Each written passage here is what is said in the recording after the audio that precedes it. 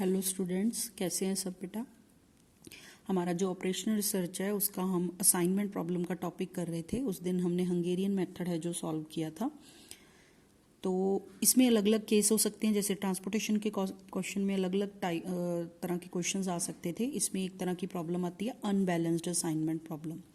तो जो unbalanced assignment problem कब अनबैलेंस्ड होगी, जब स्क्वायर मैट्रिक्स नहीं बनेगा। तो हमारा असाइनमेंट का मेरा स्क्वायर मैट्रिक्स बनना चाहिए। Square matrix means m into N, मतलब कि m जो है वो n के बराबर होनी चाहिए। Number of rose and number of columns हैं जो वो इक्वल होने चाहिए। जैसे हम कहेंगे कि 5/5 का मैट्रिक्स है, 4/4 का मैट्रिक्स है, जितनी रोज उतने कॉलम।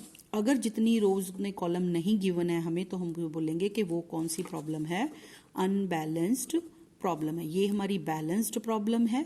अगर नहीं इक्वल है तो उसको हम बोलेंगे अनबैलेंस्ड। जैसे कि रोज हमारी हैं 5 और कॉलम है 4, तो इसको हम बोलेंगे अनबैलेंस्ड प्रॉब्लम। तो इसको सॉल्व करने के लिए हम क्या करना है, जैसे हम ट्रांसपोर्टेशन में डमी रोज या कॉलम ऐड करते थे उसी तरीके से।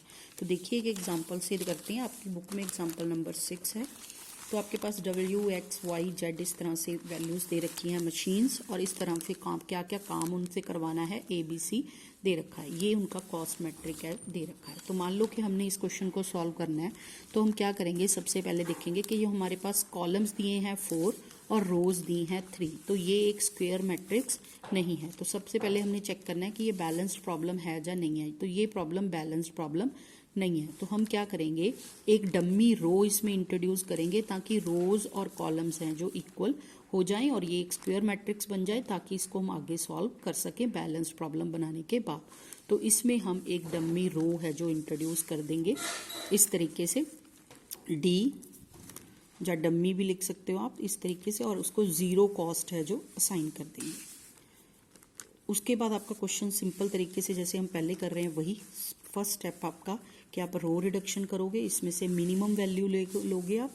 मिनिमम वैल्यू जो है उसको सारी वैल्यूज़ में से माइनस करोगे। तो आपके पास मिनिमम वैल्यू है 18, तो 18 माइनस 18 0, 24 माइनस 18 6। इस तरीके से आप सारी वैल्यूज़ है जो इनको डिडक्ट कर लोगे। तो ये आपका रो रिडक्शन है जो कवर हो जाएगी। उसके बाद जो आपका नेक्स्ट स्टेप आपके पास आएगा, उसमें आप कॉलम रिडक्शन करोगे। तो इस तरीके से आपने रो रिडक्शन है जो सारी कर लिया। रो रिडक्शन के बाद आपने कॉलम रिडक्शन करनी है। तो कॉलम रिडक्शन जब आप करोगे, तो अगर आपने रो 0 इंट्रोड्यूस किया है तो कॉलम रिडक्शन की जरूरत नहीं पड़ेगी। कैसे, जैसे कि मिनिमम वैल्यू कितनी बन रही है 0, ठीक है, तो आप 0 ही माइनस करोगे इसमें से भी 0 माइनस 0, तो सेम ही रह जाएगा मैट्रिक्स, इसलिए कॉलम रिडक्शन की जरूरत नहीं पड़ेगी। अगर आपने रो में जीरोज इंट्रोड्यूस की होती तो आपको रो रिडक्शन की जरूरत नहीं थी, क्योंकि सब में से 0 ही माइनस होना है, तो सीधा आप कॉलम रिडक्शन कर देते। तो यहाँ पे आपका एक स्टेप रिड्यूस हो गया। जब आप डम्मी करोगे या तो आपको कॉलम रिडक्शन या रो रिडक्शन की जरूरत नहीं पड़ेगी। तो इसमें से आप सारी वैल्यूज हैं जो रो रिडक्शन करके इसको नोट डाउन कर दोगे। 5 5 0 9 9 0, उसके बाद है 11 12 एंड 0। तो ये आपका हो गया। कॉलम रिडक्शन की ज़रूरत नहीं है, हर में मिनिमम वैल्यू 0 बन रहे हैं। इसके बाद आप सिंपली जैसे टेबल को करते थे उसी तरीके से इसकी असाइनमेंट है जो शुरू करोगे। तो ये आपका हो गया अनबैलेंस्ड प्रॉब्लम के केस में इसको आपने कैसे टेबल को बैलेंस्ड में कन्वर्ट करना है और उसको सॉल्व करना है।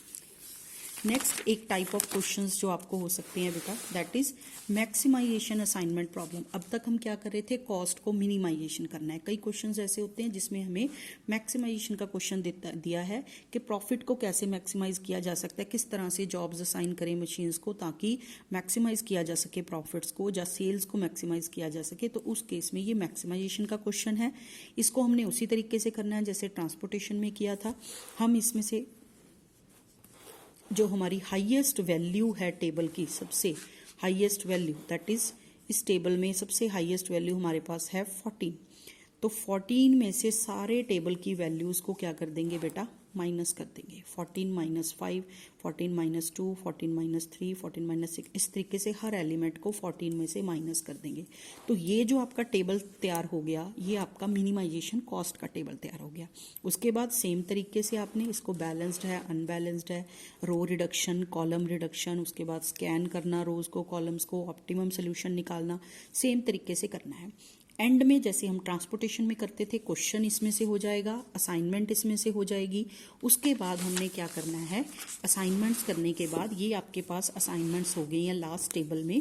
तो इनकी जो वैल्यूज आप लोगे, 2 का ए को पॉइंट हुआ है, 1 का 6 को पॉइंट हुआ है, वो वैल्यूज आपने इस कॉस्ट टेबल से ना लेके जो हमारा ओरिजिनल टेबल हमें दिया था वहां से लेना है। तो ये किस चीज का क्वेश्चन बन जाएगा, मैक्सिमाइजेशन प्रॉफिट का क्वेश्चन बन जाएगा। सेम असाइनमेंट्स करके पहले हाईएस्ट वैल्यू में से सारा टेबल माइनस करके फिर सेम तरीके से सारा असाइनमेंट का क्वेश्चन करना है। एंड में असाइनमेंट्स लिख लेनी है, जो उसकी वैल्यूज लिखनी है वो इस कॉस्ट वाले टेबल की बजाय जो ओरिजिनल टेबल हमें गिवन था माइनस करने से पहले उसमें से वैल्यू उसकी लेनी है। तो आपका वो मैक्सिमाइजेशन का आंसर आ जाएगा। तो ये आपका मैक्सिमाइजेशन टाइप ऑफ क्वेश्चन है जो आपको आ सकते हैं, उसको सॉल्व किया गया है बेटा। हाँ जी बेटा, एक और टाइप जो आपके पास हो सकती है वो आपको पास मैक्सिमाइजेशन के क्वेश्चन में ही हमने ट्रांसपोर्टेशन में भी डिस्कस किया था कि आपके पास सेल रेवेन्यू दिया हो सकता है, कॉस्ट मैट्रिक्स दिया हो सकता है। तो वो कहता है कि प्रॉफिट को कैसे मैक्सिमाइज किया जाए। तो उसके लिए सबसे पहले हमें जो सेल्स की वैल्यूज दी हैं उसमें से कॉस्ट की वैल्यू को माइनस करके प्रॉफिट का टेबल है जो बनाना पड़ेगा। जब टेबल आ गया उसके बाद वो आपका मैक्सिमाइजेशन का क्वेश्चन आ गया। सेम तरीके से आप हाईएस्ट वैल्यू है जो उसमें से सारी वैल्यूज माइनस करोगे और उसको सॉल्व करोगे असाइनमेंट मेथड से। तो ये हमने ट्रांसपोर्टेशन में भी किया था। तो बेसिकली सबसे फर्स्ट आपको जो टेबल तैयार करना है वो आपके पास प्रॉफिट टेबल होना चाहिए। तो उसके लिए आप क्या करोगे, सेल में से कॉस्ट प्राइस माइनस करके, दोनों गिवन होंगे आपके पास, सेल का टेबल भी गिवन होगा, आपके पास कॉस्ट का टेबल है जो वो गिवन होगा। ये सेल का टेबल है, ये आपका कॉस्ट का टेबल है। इस क्वेश्चन में उसने कहा है कैसे मैक्सिमाइज करेंगे प्रॉफिट्स को, इस तरह से असाइनमेंट करो। तो हम सेल के टेबल में से कॉस्ट की वैल्यूज माइनस कर देंगे। तो आपके पास जो नया टेबल बन के तैयार होगा वो आपके पास प्रॉफिट का टेबल बन जाएगा। तो सेम तरीके से आप इसको सॉल्व करोगे मैक्सिमाइजेशन का क्वेश्चन समझ के।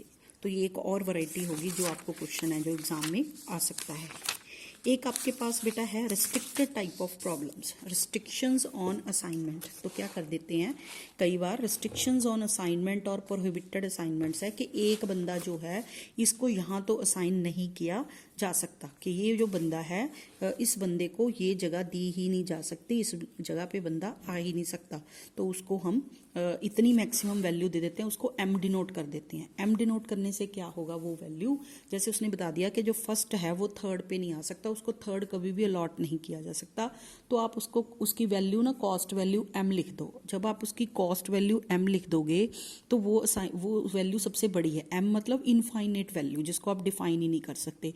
तो इनफाइनेट वैल्यू होने के कारण कभी भी वो मिनिमम नहीं बनेगी, ना किसी में से माइनस होगी, ना ही उसको कभी असाइनमेंट होगी, क्योंकि हमने असाइनमेंट किसको करनी है, मिनिमम वैल्यू को करनी है। तो उसको हम एम से असाइन करेंगे। देखिए आपकी बुक में है एग्जाम्पल नंबर 18 बेटा। इसमें आपके पास ये 5 जो है आपके पास ऑपरेटर्स और 5 हैं जो जॉब्स है जो दे रखी हैं। तो ये क्वेश्चन दे रखा है, इसमें इसने क्या बोला है, सम टेक्निकल प्रॉब्लम्स के कारण ए कैन नॉट ऑपरेट मशीन 3, जो ए है वो थर्ड मशीन को ऑपरेट नहीं कर सकता किसी कारण। And C can not operate machine 4, C जो है वो फोर्थ मशीन को ऑपरेट नहीं कर सकता। तो फाइंड द ऑप्टिमम सोल्यूशन। तो इसमें हम करेंगे क्या बेटा, सेम तरीके से जो हमारे पास टेबल गिवन है उसमें हम ए को जो थर्ड नहीं दे सकते वहां उसकी वैल्यू एम डिनोट कर लेंगे, और उसके बाद सी जो है उसको फोर्थ नहीं दे सकते वहां एम डिनोट कर देंगे। बाकी सारा क्वेश्चन है जो सेम रह जाएगा। उसके बाद हम सेम तरीके से इसकी रो रिडक्शन करेंगे, मिनिमम वैल्यू है जो फाइंड आउट करेंगे। मिनिमम वैल्यू 0 बनती है, सेम रह जाएगा। सेकंड में भी मिनिमम वैल्यू 0, सॉरी ये रो रिडक्शन के बाद का टेबल है तो इसने रो रिडक्शन है जो यहाँ से कर दिया। तो यहाँ मिनिमम वैल्यू जो आपके पास थी 2, इस 2 को इसने इन सारी वैल्यूज में से माइनस कर दिया है। नेक्स्ट में फिर 2 थी उसको माइनस कर दिया है। तो एम तो कभी सिलेक्ट ही नहीं होगा, एम की वैल्यू एज इट इज रहेगी, उसमें से हमने कोई माइनस या प्लस नहीं करना है।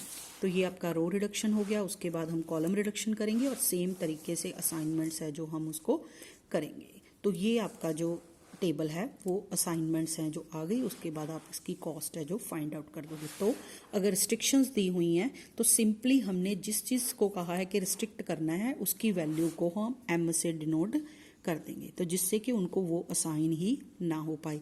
तो ये आपकी थी बेटा रिस्ट्रिक्टिव टाइप ऑफ प्रॉब्लम्स।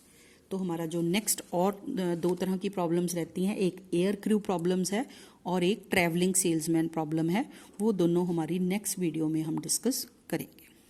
तो आपको कोई भी डाउट हो बेटा, आप ग्रुप में जब भी मेरे से डिस्कस हैं जो कर सकते हैं, कॉल भी कर सकते हैं आप 9 to 3 के बीच में, जब भी मुझसे पूछ सकते हैं।